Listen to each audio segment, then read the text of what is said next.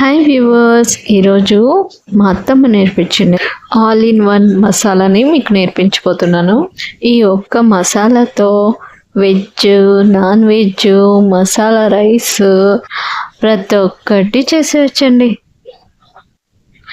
ముందుగా చెక్క, లవంగాలు, ఎండు కొబ్బరిని బాగా గ్రైండ్ చేసుకున్న తర్వాత కొత్తిమీరని, ఒక పిటికెడు పుదీనాని, తర్వాత ఒక ఆనియన్, ఒక టమోటా, అల్లం వెల్లుల్లి వేసుకొని బాగా మెత్తగా గ్రైండ్ చేసేసుకోండి.